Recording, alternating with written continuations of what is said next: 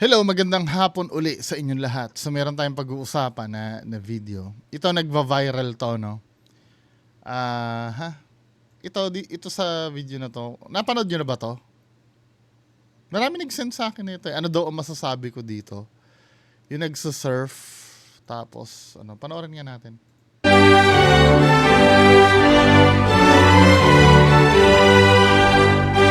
Ito daw ay sa Dubai, no? Kasi makikita mo dyan sa ibang video niya na nagsusurf siya. Nasa likod niya yung famous building sa Dubai, yung parang sail. O yan na, nagsusurf siya.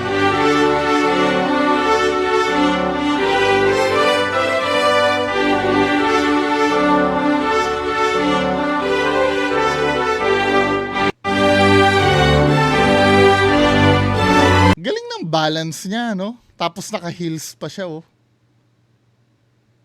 Nung una nga akala ko, AI ito eh. Then meron pa siyang isang video. Dati marunong ako mag-skateboard eh. Pag marunong ka ba mag-skateboard, marunong ka rin bang gumamit niyan? Yung surfboard, 'di ba? Feeling ko may motor itong surfboard niya, no? Tama ba ako? So, ito pa isang video.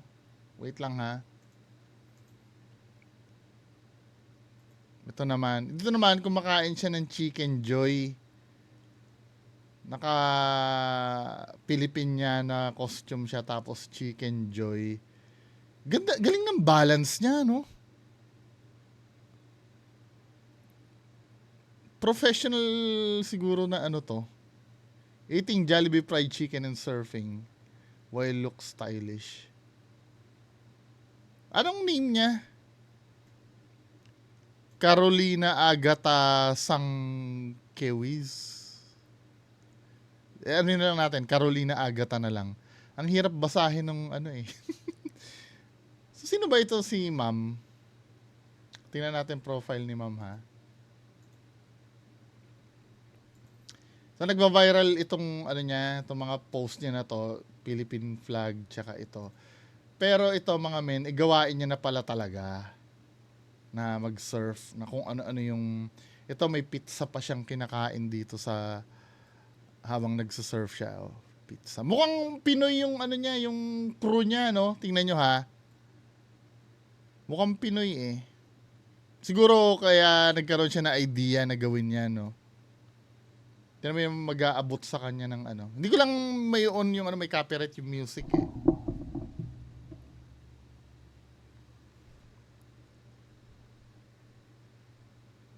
Yung parang yung assistant niya dyan, Pinoy eh. Natin ha. Yung mag-aabot sa kanya ng chicken. Ayan di ba Pinoy yan si Kuya? Anyway, sino ba ito si si Carolina Agata. Sa mga contents niya puro ganyan. Then sa about niya, public figure pala siya sa Dubai. Ano ba to? Model ba to or ano?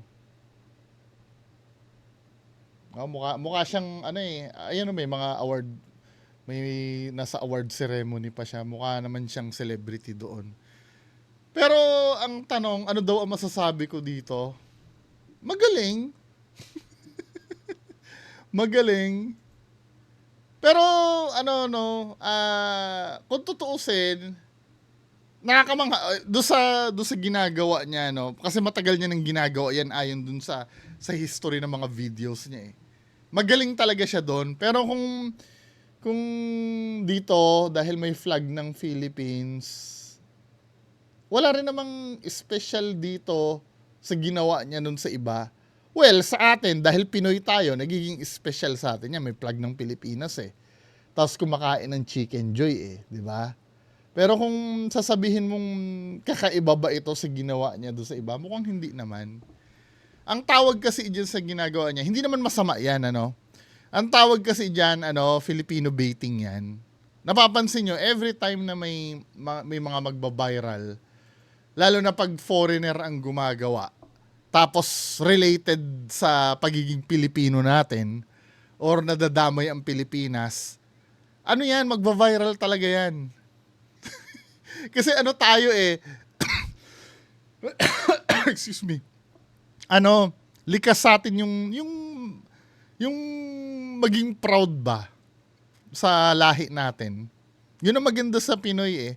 Para bang kailangan natin magpiesta pagka na-mention ng Pilipinas. Yung, for example, no, sino nakapanood na sa inyo ng Avengers na Infinity War? Di ba nakita dun yung Banawi Rice Terraces? Todo headline yun sa Pilipinas. Or halimbawa may Hollywood star na kahit 0.0005% ng dugo niya ay Pinoy, proud to be Pinoy pa rin tayo, di ba?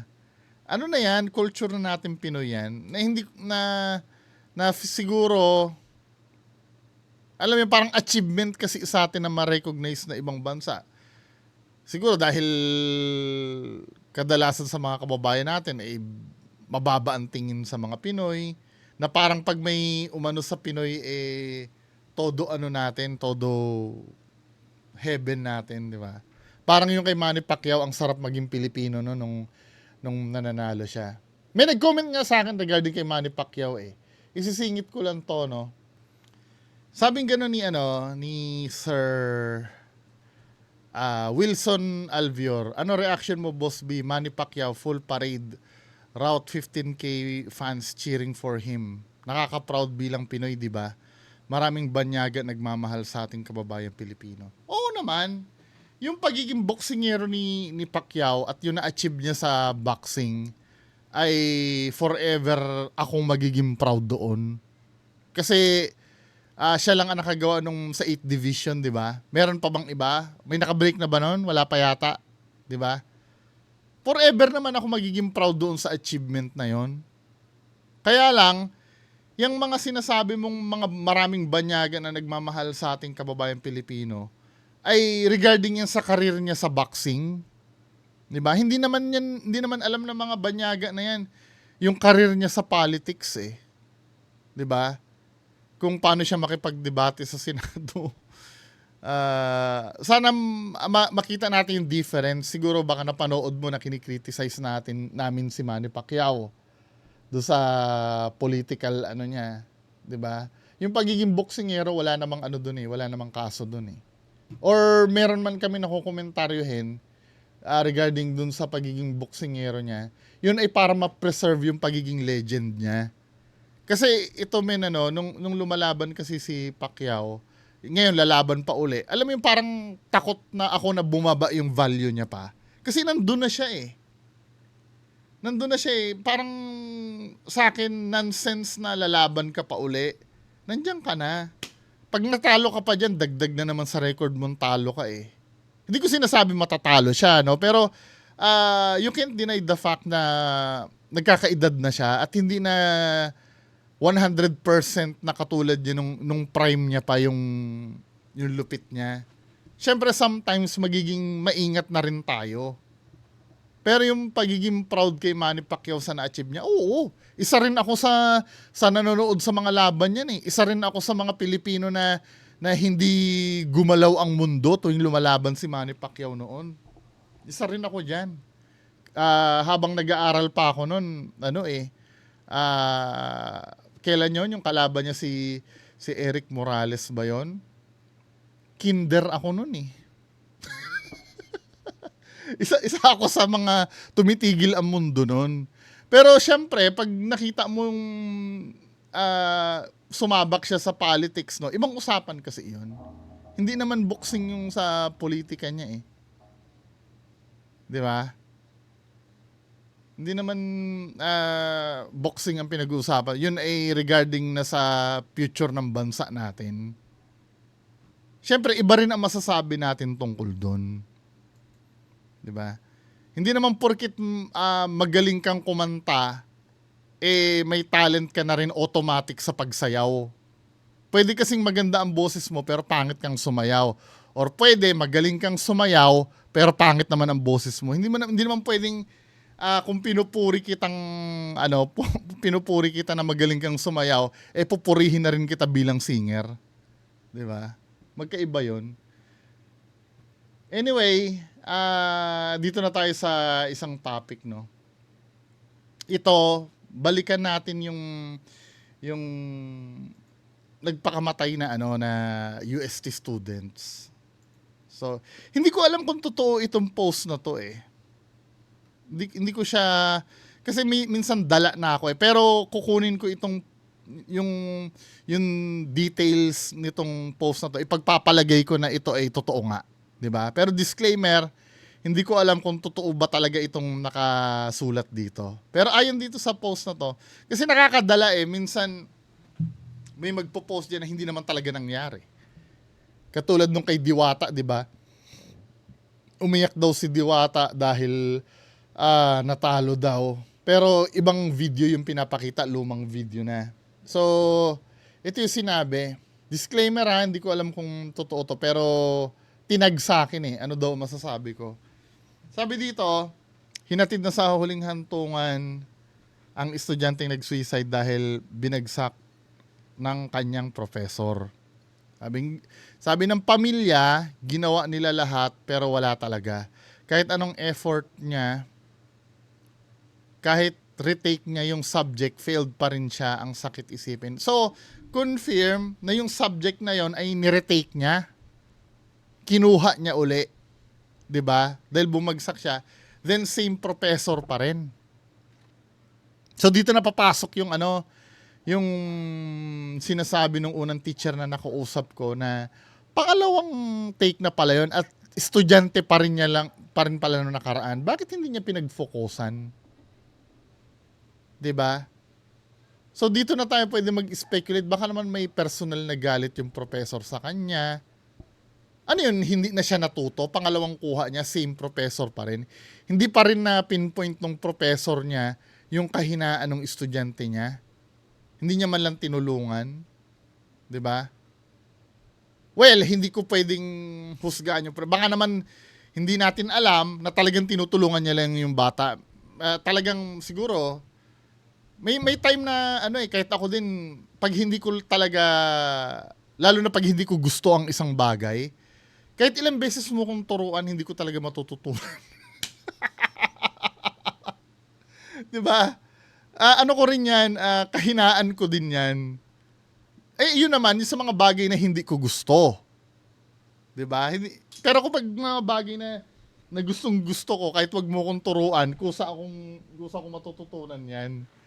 May mga sinasabi ko lang dito, may mga ganong senaryo din kasi na malay mo hindi niya naman talaga gusto yung pinag-aaralan niya, 'di ba? Kaya hirap siya na matutunan. Kahit ako sa nursing, bumagsak din ako Kaya lang hindi ako bumagsak ng pangalawang beses, one time ako bumagsak. Yung medical surgical 'yon. Pero hindi naman ako bumagsak uli ng pangalawang pagkakataon. Nakapasa naman ako. 3 subject yata ang binagsak ko na niretake ko na nakuha ko naman sa pangalawa. 'Di ba? Sabing ganyan, failed pa rin siya, sakit isipin. Yung prof daw sobrang perfectionist at inconsiderate. I disagree dito sa pagiging perfectionist. Kasi kung perfectionist ang prof, no, from the word itself na perfectionist, dapat wala kang mali. 'Di ba? Hindi naman siguro dahil kung di sana wala nang pumasa sa kanya. Kung perfectionist ito. Inconsiderate siguro pwede ito. Walang konsiderasyon. Nakapag-graduation pictorial na siya, nasa listahan na siya ng gagraduate, tapos biglang sasabihin bagsak pala siya. Masakit nga naman 'yon, 'di ba? Paano di mababaliw sa pressure? Yung expectation na makakapasa ka, tapos biglang wala pala. Sabi pa niya sa email, it's all about me. Hindi ko matanggap na failed ako. Kung totoo man ito, no, kung ito yung sinabi niya sa email, tanggap niya naman na pagkukulang niya rin pala. 'Di ba? Tanggap niya rin naman. Pero bakit natin sinisisi doon sa professor? Hindi pressure galing sa pamilya. Pero yung sarili niyang pride at disappointment ang pumatay sa kanya. Aha. Dapat tandaan ng mga educators, hindi lang grades ang importante. Yung well-being ng estudyante dapat priority din. Yung pamilya mismo nagsabi, your kindness and compassion means so much to us right now.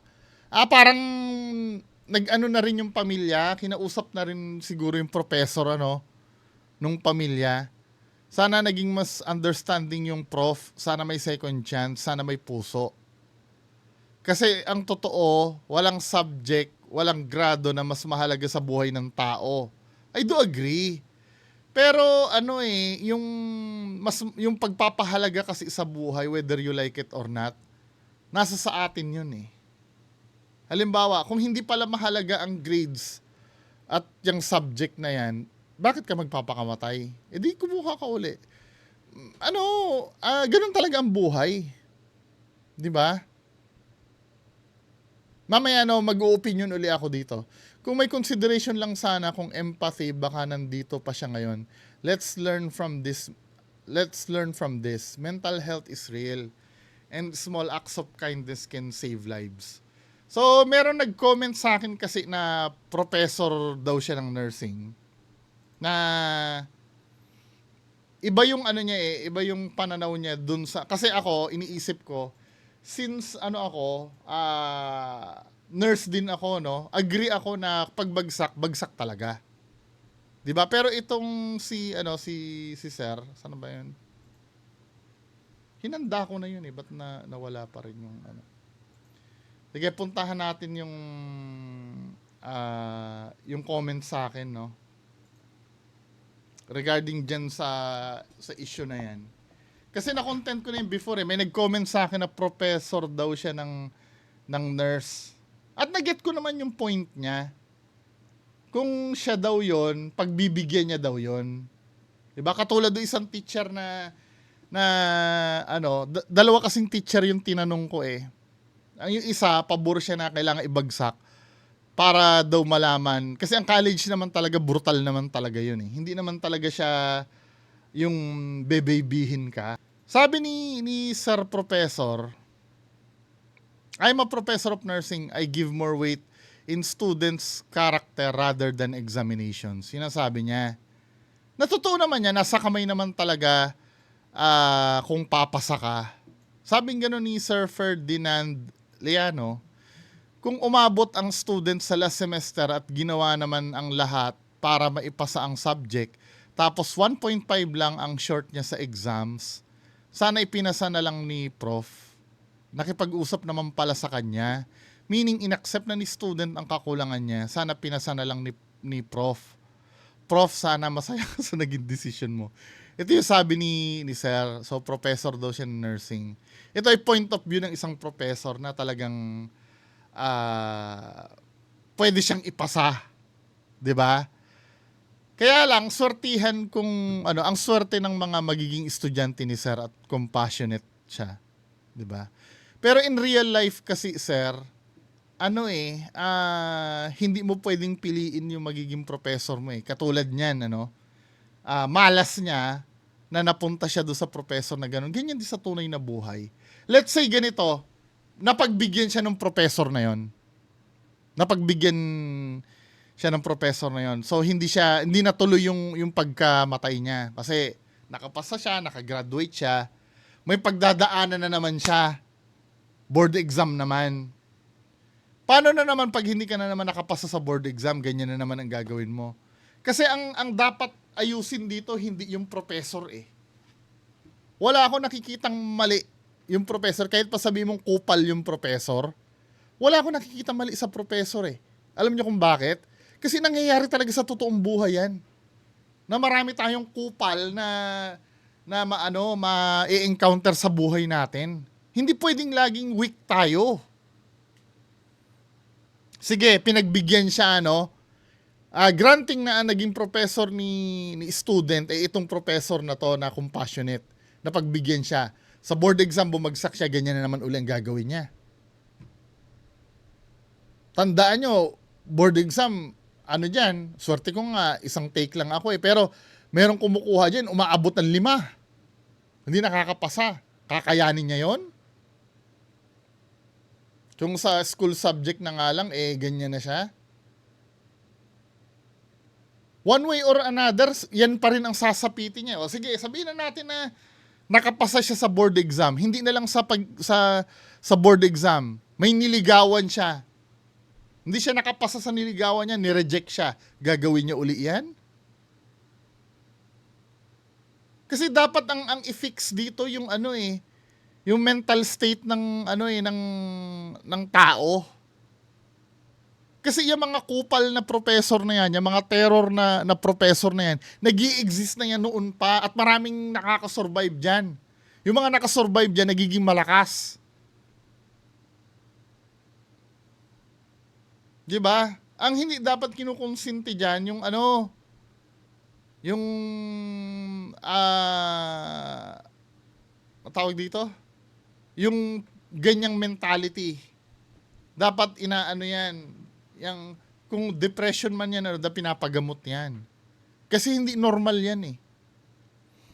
Normal ba na magpakamatay ka pag bumabagsak ka? Hindi normal yun. Pag nabigo ka, magpapakamatay ka? Hindi siya normal. Kayo na rin na nagsabi, depression eh. At ang pagiging depressed, hindi yan normal. Yun ang kailangan gamutin, hindi yung professor. Whether you like it or not, may mga kupal talaga sa mundong ito. Hindi heaven ang real world. Maraming frustrations ang aabutin mo dito. Yang hindi mo pwedeng hingan lahat ng konsiderasyon. Naranasan ko 'yan hindi naman sa school pero sa apartment na inuupahan ko kasi nung naghirap kami nilipat na lang ako sa apartment, yung ginosant ko na apartment na ako lang mag-isa. 'Di ba? Inano 'yon, doon ako lumipat eh. Kasi nung may sakit na ang tatay ko, doon kami nagstay hanggang sa namatay yung tatay ko doon sa apartment na 'yon. Nung ako na lang mag-isa doon, dumadating yung time na hindi na ako nakakabayad ng apartment. 'Di ba? 2 months na nakikiusap ako doon sa landlord. Baka pwedeng kahit isang buwan na lang. Ihintayin ko, isang street po yan mababayaran ay hindi ako pinayagan. 'Di ba? Magpapakamatay ba ako noon? Hindi considerate yung yung yung may-ari ng apartment. Papabarangay na ako. Ito namang bugo kong kapatid na babae, ang banat sa akin, bakit ikukulong ka na ba? Kung ikukulong ka na, saka lang ako magpapadala sa'yo. Anyway, yun lang naman ang punto ko eh. One way or another kasi, mararanasan at parang final destinations yan eh. Kahit na iwasan mo yung kamatayan, pupunta ka pa rin sa puntong yon. Makalusot ka man dito, maipasa ka man ng professor, may mga trials ka pang haharapin na pwede mong pagpakamatayan na mas malalala pa niyan. Buti nga yan, subject lang yan eh. 'Di ba? Mababaw pa yan kumpara sa haharapin mo sa real world. Kaya instead na kung ako lang ang tatanungin nyo, instead na sisihin nyo yung professor, yung sinasabing ganito, kasi hindi na ko cure ng pagiging considerate ang depression eh. Yes, maging mapagbigyan niya ito, ay paano sa mga susunod na trials na darating sa buhay niyan? Lahat ba kailangan maging considerate ang mga taong makakaharap nito? Hindi. Paano kung natapat sa nagtatrabaho yan, nakatapat yan sa kupal na boss? Mapipili mo ba ang magiging boss mo? Hindi. Ganun talaga realidad ng buhay. Pinatikim na siya, hindi niya kinaya. Yung simpatya ko nasa pamilya nito, pero sana naiintindihan natin. Kung sinasabi nyo na mental health is real, yan yung gamutin nyo, hindi yung professor.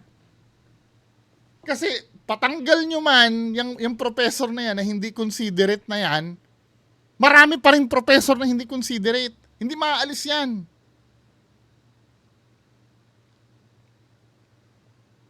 Anyway, mga kababayan ko, yan lang naman po muna pag-uusapan natin ngayong hapon, 'di ba? Gusto kong marinig yung ano nyo, yung side nyo tungkol diyan, ano. Mag-usap tayo sa comment section. Magandang hapon sa inyo lahat. Bye-bye.